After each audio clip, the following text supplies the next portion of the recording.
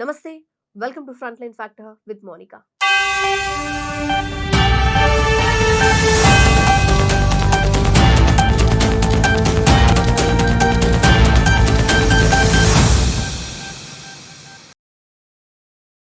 ఏపీలో సార్వత్రిక ఎన్నికలకు ఇంకా చాలా టైం ఉంది. అయితే కడప అసెంబ్లీ సెగ్మెంట్ వైసీపీలో అప్పుడే టికెట్ కోసం మూడు ముక్కలాట మొదలైపోయింది.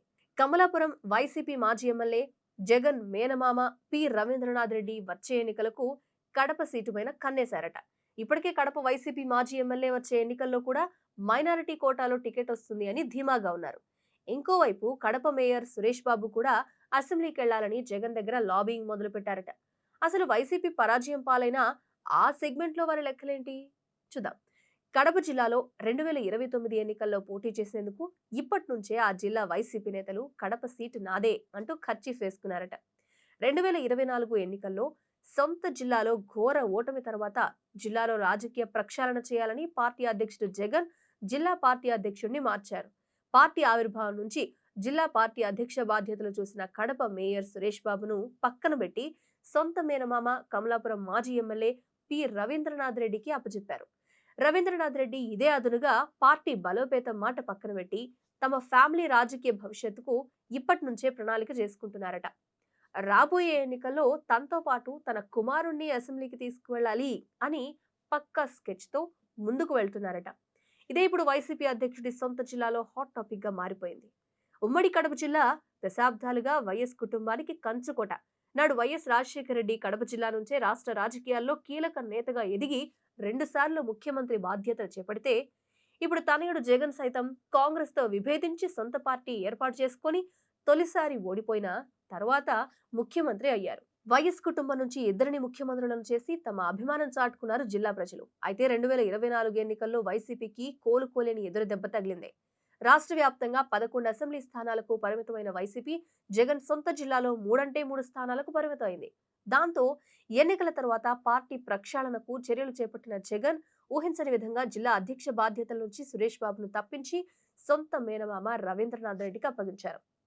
ఒకసారి కడప నగర మేయర్గా, 2 సార్లు కమలాపురం నుంచి ఎమ్మెల్యేగా గెలిచిన రవీంద్రనాథ్ రెడ్డి ఇదే అదునుగా జిల్లాలో పార్టీ బలోపేత సంగతి పక్కన పెట్టి తనతో పాటు తన కుమారుడైన నరేన్ రామాంజలరెడ్డి రాజకీయ భవిష్యత్తుకు ఇప్పటి నుంచి పక్కా ప్రణాళికలు చేసుకుంటున్నారట. జగన్ మేనమామ రవీంద్రనాథ్ రెడ్డి జిల్లా అధ్యక్ష బాధ్యతలు చేపట్టిన తర్వాత తన కుమారుడు రామాంజలరెడ్డికి కమలాపురం నియోజకవర్గ ఇన్ఛార్జి బాధ్యతలు అప్పగించారు. రాబోయే ఎన్నికల్లో రవీంద్రనాథ్ రెడ్డి కడప అసెంబ్లీ నుంచి, కమలాపురం నుంచి రామాంజలరెడ్డి వీళ్ళిద్దరూ పోటీ చేస్తారు అని తమ అనుచరుల చేత జోరుగా ప్రచారం చేయిస్తున్నారు అనే చర్చ పార్టీలో సాగుతోందట. పార్టీ ఆవిర్భావం నుంచి కడప అసెంబ్లీ ఇన్ఛార్జి బాధ్యతలతో పాటు 2 సార్లు గెలిచిన మైనారిటీ నేత అంజద్ భాషాకు ఇప్పుడు చెక్ తప్పదు అనే ప్రచారం కూడా జిల్లా వైసీపీలో నడుస్తోందట. ఇంకోవైపు కడప నగర మేయర్ సురేష్ బాబు కూడా ఒక్కసారైనా అసెంబ్లీలో అడుగుపెట్టాలి అనే కోరికను జగన్ దగ్గర బయటపెట్టారట.